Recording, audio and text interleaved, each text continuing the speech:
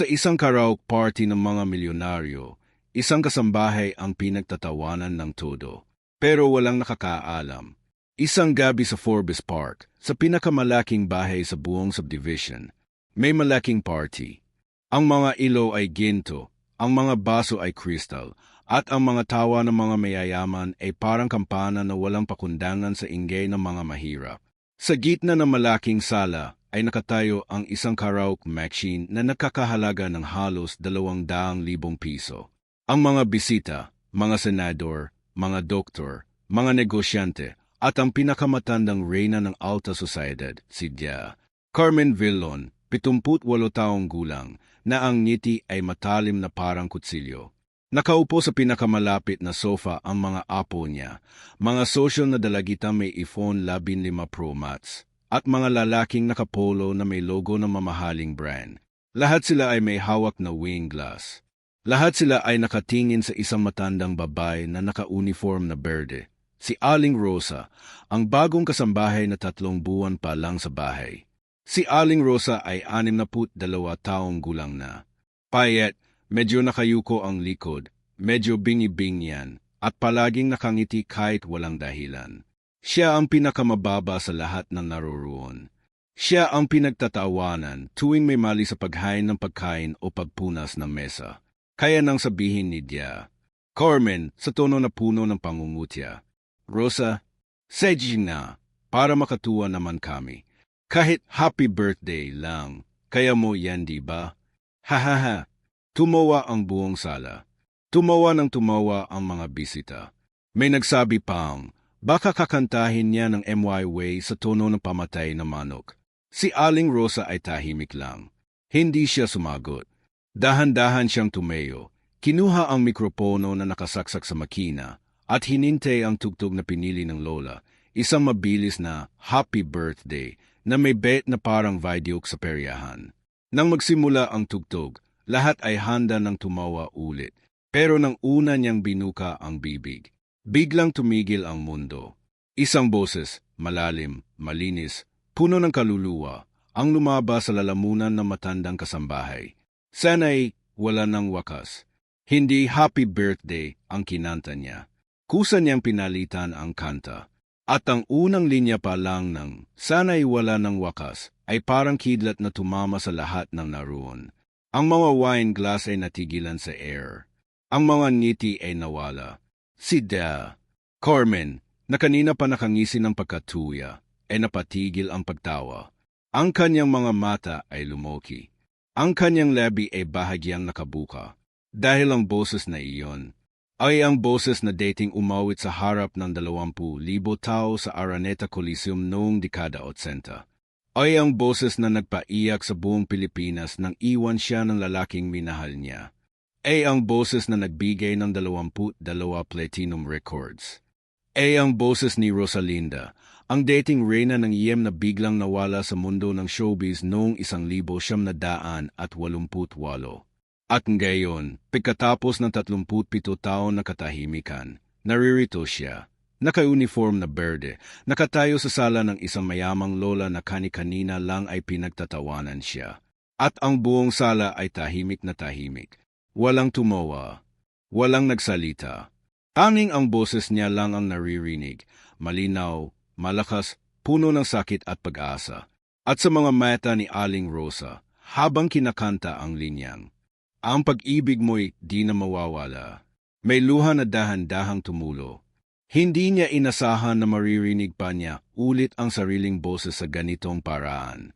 At lalong hindi niya inasahan na maririnig pa siya ng mga taong dating sumamba sa kanya. Ngayong kasambahay na lang siya. At doon nagsimula ang gabi na magpapabago ng lahat. Pero bakit siya nawala sa limelight? At paano siya napunta sa bahay ng pinakamayabang na lola sa Forbes Park? Kabanata 2. Yenji Reyna ng Forbes Park, NA walang puso. Sa Barangay Forbes Park, Makati, kung saan bawat bahay ay parang palasyo at bawat gate ay may 2 guwardiya na parang sundalo, walang hindi nakakakilala kay Carmen Asuncon Villon.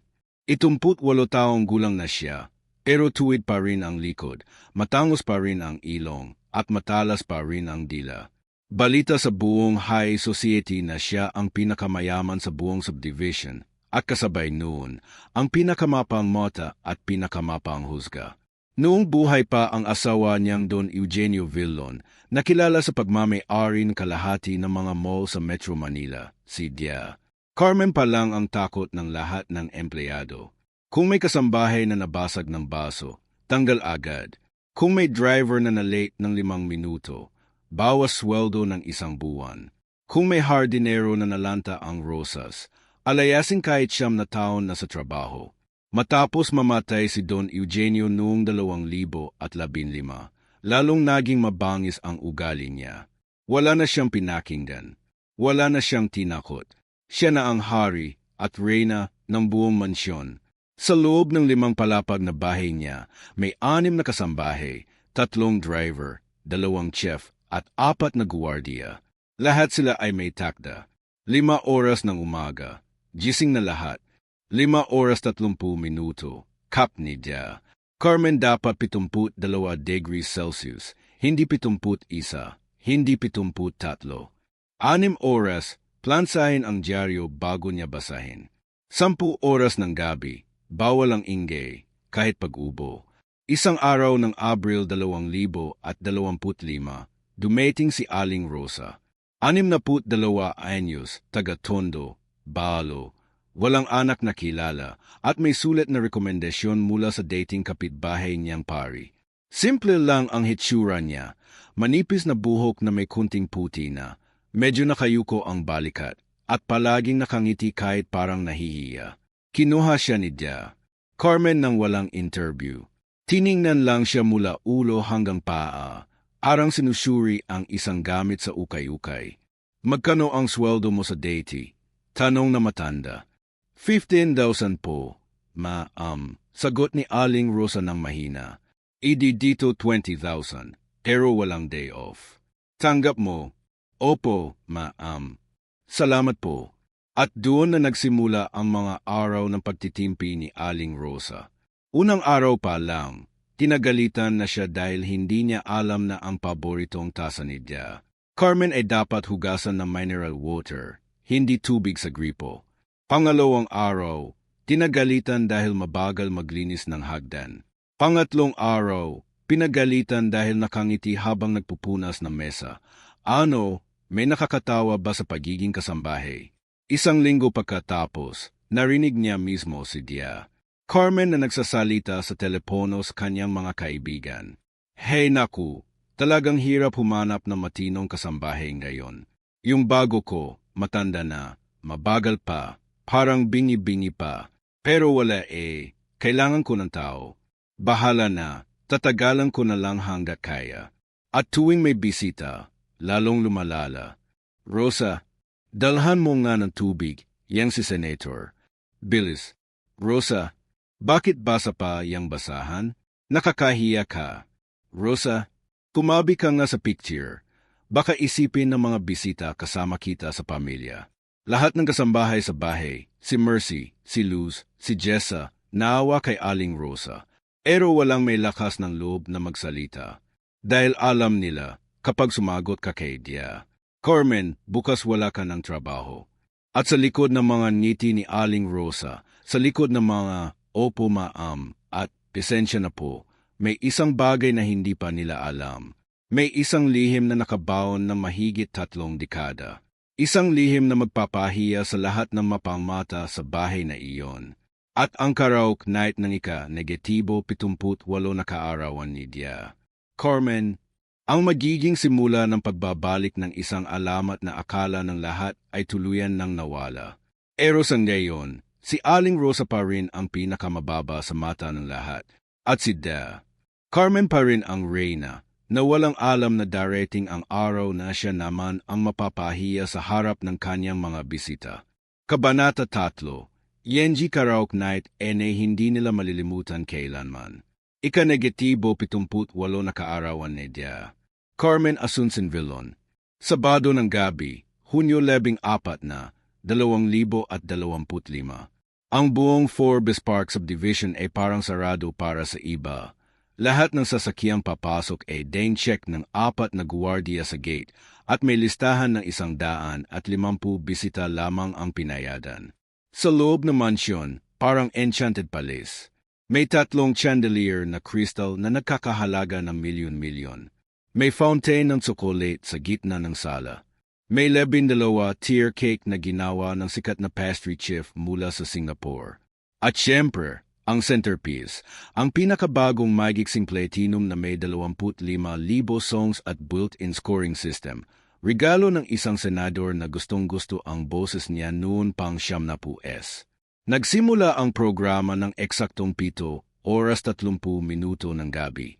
Unang umawit ang apo niyang si Nicole, 22 anyos, influencer na may 1.2 million followers sa TikTok. Kanta niya, Antihero ni Taylor Swift. Score, 78. Malakas ang palakpakan. Sumunod ang kaibigang doktor na si Dra.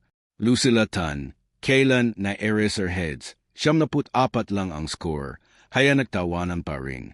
Sunod-sunod ang mga senador, mga negosyante, mga anak ng mga dating presidente.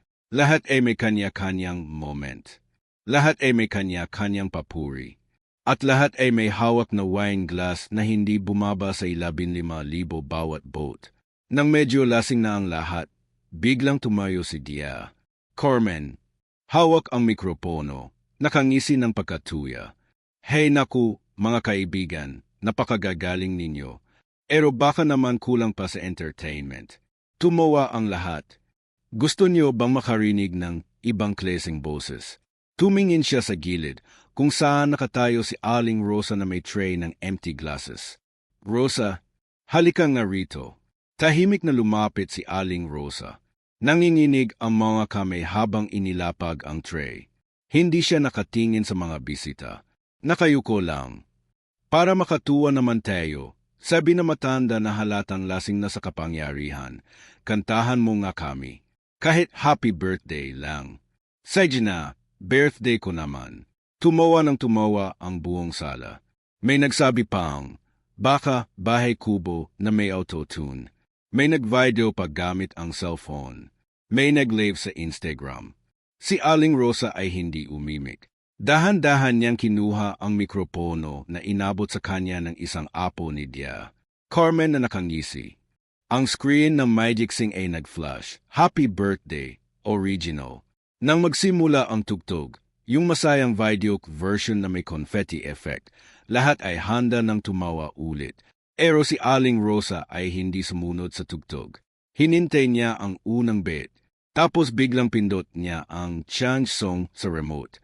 Nagulat ang lahat. Ang screen ay nagbago. Sana'y wala ng wakas. Original artist, Sharon Cuneta. Year, 1,986. Biglang tumahimik ang buong sala, at nang una niyang binuka ang bibig. Parang may kidlat na tumama sa lahat. Ang boses na lumabas ay hindi boses ng matandang kasambahay. Ito ay boses ng isang reyna.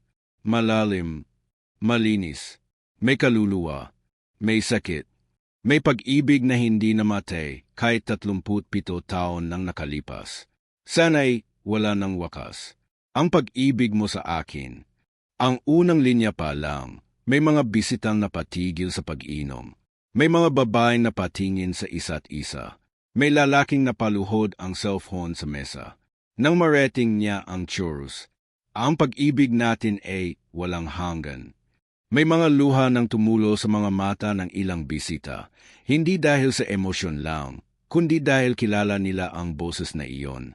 Si Senator Reyes, 72 anyos, dating tinibopper noong 80s, biglang napatakip ng bibig. Si Dra.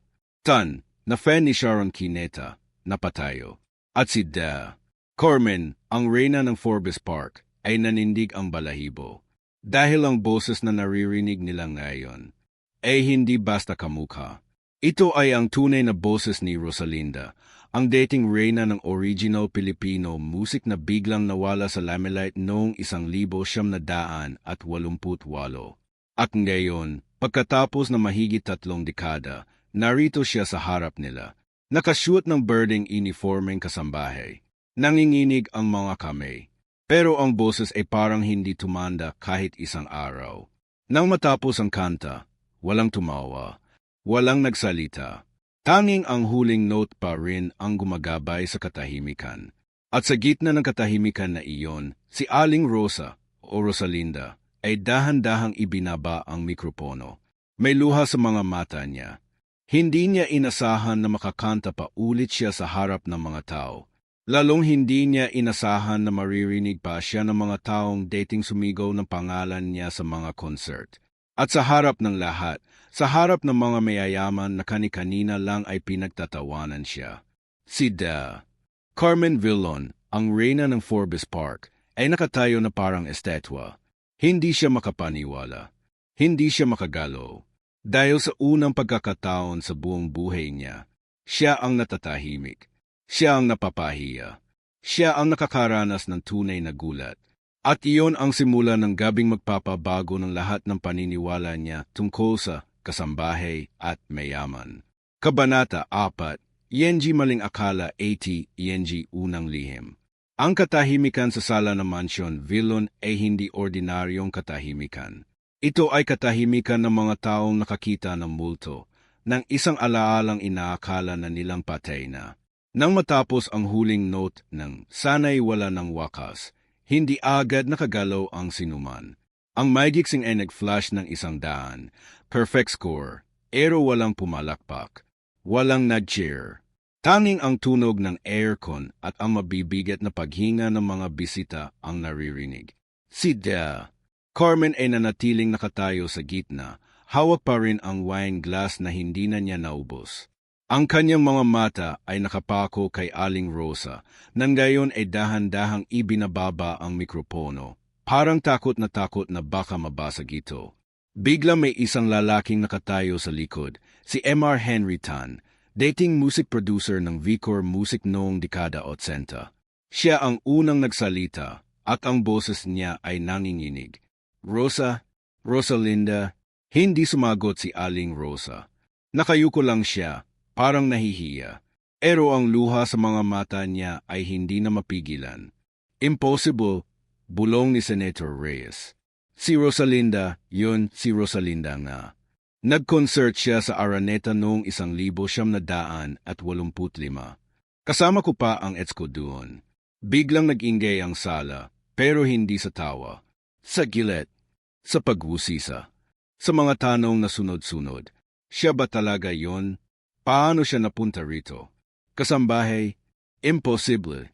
May 22 platinum records, yen. Bakit siya naglilinis ng bahay? Si Carmen, na dating reyna ng lahat, ay biglang nakaramdam ng kakaibang init sa mukha.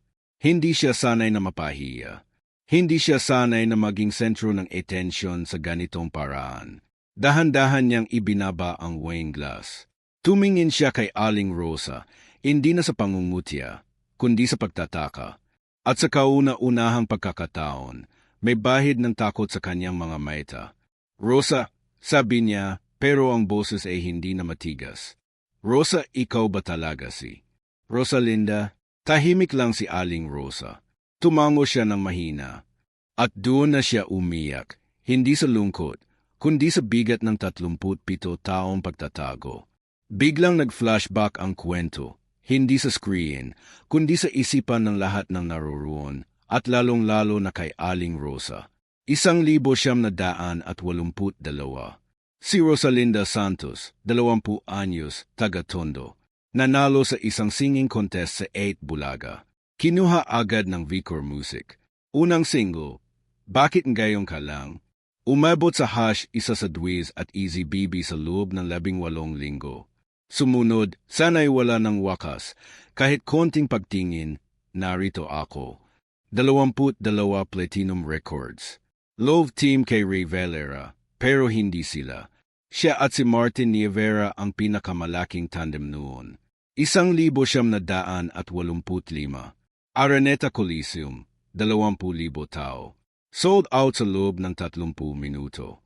May banner na Rosalinda, Yenji Reyna ng Yem. May commercial sa San Miguel Beer. May sariling tea show tuwing linggo sa Channel 2. 1,987. Biglang nagbago ang lahat. Ang ina niyang si Aling Nena, na nag-iisang magulang niya, ay na-stroke. Comatose sa EGA. Walang pera. Walang insurance. Ang mga kontrata niya sa Vicor, may clause na no family emergencies allowed during album promo. Kailangan niyang pumili, career o ina. Pumili siya ng ina. 1 taon siyang nag-alada. 2 taon. 3 taon. Nawala ang pera sa gamot, sa physical therapy, sa private nurse. Namatay si Aling Nena noong 1,970. Walang libing na disente. Nawala rin ang bahay sa Tondo. Nawala ang mga kaibigan sa showbiz dahil hindi na siya relevant. Kailangan niyang mabuhay. Kaya naging kasambahay siya. Una sa isang pamilya sa Quezon City. Pangalawa sa Pasig. Pangatlo sa Alabang. Walang umalam. Walang nagtanong. Kahit ang mga dating fans, hindi siya nakilala. Dahil ang Rosalinda noon ay may mahabang buhok, makintab na ngiti at sikin gown.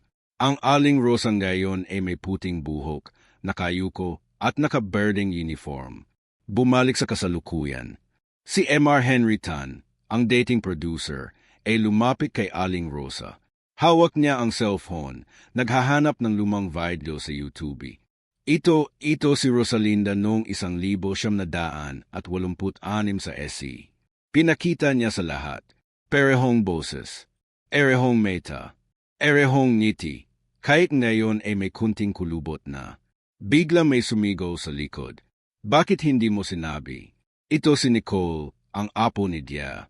Carmen, bakit kasambahay ka lang? Dapat superstar ka pa rin. Tahimik lang si Aling Rosa. Ngumiti siya ng mahina. Kasi hindi lahat ng superstar may forever.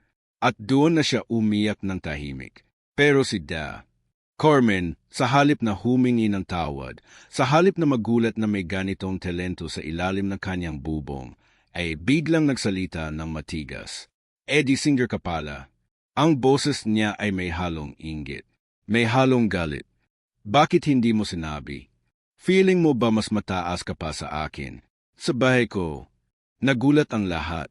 Akala nila hihingi siya ng paumanhin. Pero hindi.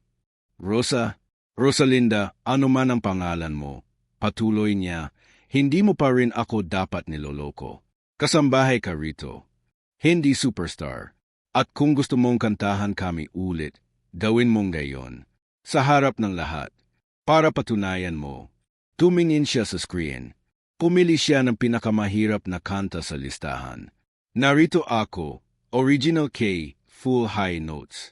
Walang effects, walang autotune. Gayon na.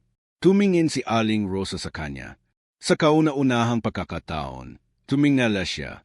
At sa mga mata niya, may nakita si Dia. Carmen na hindi niya inasahan. Hindi takot, hindi pagsuko, kundi dignidad. At doon na nagsimula ang tunay na laban, hindi sa mikropono, kundi sa puso. At ang susunod na kanta, ang magiging simula ng pagbabalik ng isang alamat na inakala ng lahat na tuluyan ng nawala. Kabanata 5, Yenji Huling Panghahaha. Ang buong sala ay parang nasa loob ng pelikula na biglang tumigil ang tunog. Walang umimik, walang gumagalaw. Tanging ang malaking screen na maigiksing ang nakabukas pa rin, naka-flash ang nakakatakot na titulo. Narito ay K. Original Artist, Regen Songbird Velasquez. K. Original E hash major, pinakamataas na K sa lahat ng version. Si Da. Carmen ay nakatayo sa gitna, hawak ang remote, nakangisi ng pagkatuya ng ngayon ay may halong galit at selos. Hindi siya makakatanggap na ang kasambahay niya, ang pinagtatawanan niya, ay mas magaling kaysa sa lahat ng bisita niya ngayong gabi. Sige na, Rosalinda, ano man ang pangalan mo, sabi niya ng malamig, kantahan mo kami. Dito. Ngayon, walang effects, walang tulong. Para makita natin kung totoo talaga, yang boses mo, o panloloko lang sa mga lumang video. Tumingin siya sa mga bisita, parang hinahamon sila. Di ba, mga kaibigan? Gusto ninyo rin naman sigurong mapatunayan, di ba? May mga tumango. May mga nagkibit balikat. Pero karamihan ay tahimik lang. Hindi na nila alam kung sino ang dapat paniwalaan. Si Aling Rosa ay nanatili sa harap ng screen. Hindi siya umetras. Hindi siya umiyak ulit. Dahan-dahan niyang kinuha ang mikropono na nakalagay sa mesa. Hindi na nanginginig ang kamay niya. Tiningnan niya si Dia, Carmen ng direkta sa mata. Sa kauna-unahang pagkakataon sa loob ng 3 buwan, hindi siya nakayuko. Sage po, sabi niya ng mahinahon. Para sa inyo po. Pindot niya ang start. At nang umpisahan ang intro, yung piano na sobrang taas na karamihan sa mga singer ngayon ay binababaan na lang ng K. Bigla may naramdaman ang lahat. Para may hangin na biglang pumasok sa sala kahit sarado ang mga bintana. At nang una niyang binuka ang bibig. Narito ako nangangako sa iyo. Hindi na boses na matanda iyon. Hindi na boses ng kasambahay. Ito ay boses ng isang Diyosa na 37 taon nang natutulog. Ang bawat nota ay perpekto. Ang bawat vibrato ay buhay na buhay. Ang bawat high note ay parang walang hirap. Kahit ang pinakamataas na narito ako, na kahit si Regine mismo noon ay nahirapan sa live. At habang umaawit siya, may mga bisita ng umiyak. Si Senator Reyes ay nakatakip na ng bibig, may luha sa mata. Si Dra, Tan ay nakayuko na, parang bata na nakarinig ng paborito niyang kanta noong high school. Si Mr. Henry Tan, ang dating producer, ay nakatayo na, nakatingin kay Aling Rosa na parang nakakita ng himala. Pero si Carmen, siya ang pinakapinapanood ng lahat. Ang ngiti niya ay unti-unting nawala.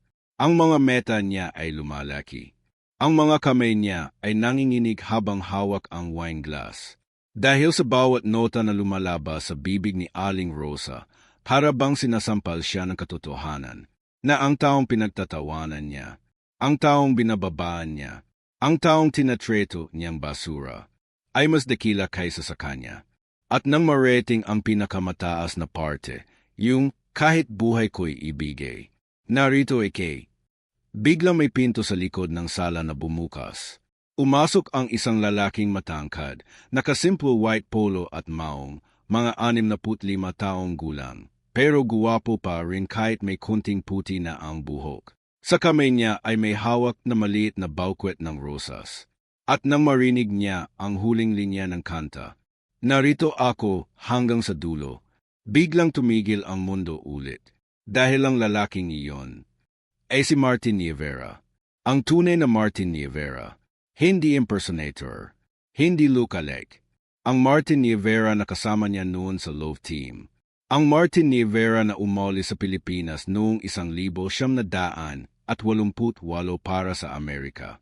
Ang Martin Nievera na sinabi noon sa press na si Rosalinda ang pinakamagaling na babaeng nakatrabaho ko. At ngayon, narito siya. Nakatayo sa pintuan ng Mansyon Villon. Nakatingin kay Aling Rosa na umiyak habang tinatapos ang kanta. At na matapos ang huli niyang note, perpekto, walang mali, walang crack. Bigla may isang tao sa likod na sumigaw. Tapos ka na po. Isang batang lalaki, mga 25 taong gulang, nakasimple na shirt, pero maganda ang mukha, matangos ang ilong, at may mga mata na kamukhang kamuha ni Aling Rosa. At nang lumingon si Aling Rosa, bigla siyang natigilan. Dahil ang batang lalaki na iyon ay ang anak niyang hindi niya nakita mula nang isilang siya noong 1988. Ang anak na iniwan niya sa ampunan dahil wala siyang kakayahang buhayin noon. Ang anak na hinintay niya ng 37 taon. At ngayon, narito siya. Sa harap niya. Sa harap ng lahat. At ang huling panghahiya ni Dia, Carmen, ay naging simula ng pinakamalaking pagbabalik sa buhay ni Rosalinda. At sa gabing iyon, ang reyna ng Forbes Park ay natutong tumahimik ng tuluyan. Kabanata 6, Yenji Pagbangon 80, Yenji Huling Lihim NA Magpapayak essay lahat. Ang orasan sa sala ng Mansyon Villon ay nakatigil sa 11 oras 47 minuto ng gabi. Walang umimik, walang gumagalaw. Parang lahat ay nasa loob ng isang pangarap na hindi nila maintindihan.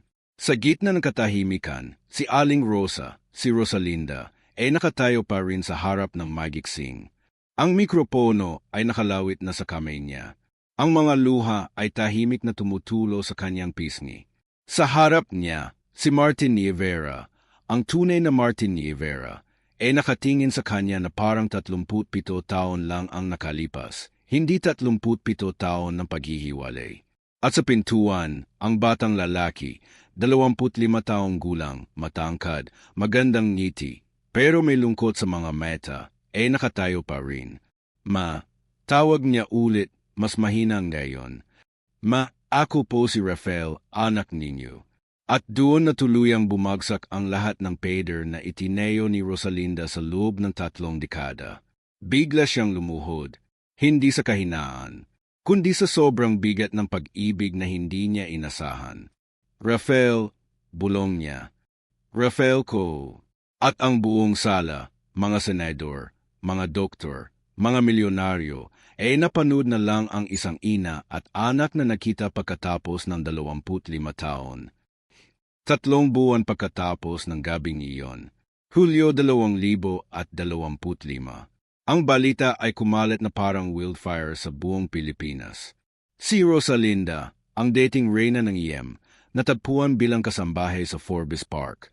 Martin Nievera at Rosalinda, muling nakita pagkatapos ng 37 taon. Anak ni Rosalinda, hinanap siya ng 25 taon. Ang ABS 7, GMA T5, lahat sila ay gustong-gusto siyang kunan. Pero si Rosalinda ay tumanggi sa lahat maliban sa isang offer. Isang kumabak concert sa Araneta Coliseum. Petsa, Nobyembre 15, 2025. Titulo, Rosalinda, ang pagbabalik ng reyna. At ang nag-produce, si Martin Nievera mismo. Sa loob ng 3 buwan, nag-ensayo siya araw-araw. Hindi na siya nakatira sa Mansyon Villon. Umalis siya kinabukasan pa lang ng party. Dala ang maliit na bag na dala niya noong dumating siya. Hindi siya humingi ng kahit anong bayad. Hindi siya nagdemanda. Hindi siya nagmalaki. Pero si Carmen, sa unang linggo pagkatapos ng party, hindi siya lumabas ng kwarto. Sa pangalawang linggo, nag-donate siya ng ₱1 million sa Caritas Manila. Walang press release. Sa pangatlong linggo, nag-viral ang video niya na humihingi ng tawad kay Rosalinda sa harap ng simbahan ng Forbes Park. Umiyak, nakaluhod, hawak ang rosaryo. At noong Nobyembre 15, 2025, ang gabi ng concert, puno ang Araneta, 18,000 tao. May mga 60 anyos na dala ang kanilang mga anak. May mga 20 anyos na nakarinig lang na kwento sa TikTok. Nang bumukas ang kurtina, si Rosalinda ay nakatayo sa gitna, nakasimple na white gown, walang alahas maliban sa isang kwintas na may maliit na krus. At ang unang kanta niya, Sana'y wala ng wakas, kasama si Martin Nievera. At nang marating ang linya na, ang pag-ibig natin ay walang hanggan. Biglang may lumabas sa gilid ng stage. Si Rafael, ang anak niya, naka-white polo rin, hawak ang mikropono. At sabay silang umawit ng huling chorus. Isang ina at anak na hindi pa nakakapag-usap ng matagal. Isang ina na iniwan ang anak para mabuhay ito. Isang anak na lumoki sa ampunan pero hindi kailanman tumigil sa paghahanap. At na matapos ang huling note, ang buong Araneta ay tumayo. Tumayo at umiyak. Tumayo at pumalakpak ng 1-0 minuto. At sa likod ng stage, pagkatapos ng concert, may isang matandang babae na nakatayo sa dilim. Si Carmen Villon. Hindi siya invited, pero naroon siya. Hawak ang isang sober. At nang makita siya ni Rosalinda, mumiti lang siya. Lumapit ang matanda. Inabot ang sober. Para sa iyo ito, sabi niya, boses pa rin matigas pero may luha na. Pera na sana para sa bagong bahay ko. Pero para sa iyo na lang. At sa anak mo. At doon na siya umiyak, hindi sa harap ng kamera, kundi sa harap ng babaeng dating tinawag niyang kasambahay. At si Rosalinda, niyakap niya si Carmen, hindi dahil sa pera, kundi dahil alam niyang lahat tayo, mayaman man o mahirap, ay may mga gabing kailangan nating matutong tumahimik. At sa gabing iyon, natapos ang kwento ni Aling Rosa, ang kasambahay. At nagsimula ulit ang kwento ni Rosalinda, ang reyna na hindi kailanman talaga nawala. Ang yaman niya ay hindi nawala. Nasa boses niya, nasa puso niya, at ngayon, nasa piling na rin niya ang anak na hinintay niya ng 37 taon. At ang huling linya na binulong niya sa mikropono bago bumaba ng stage.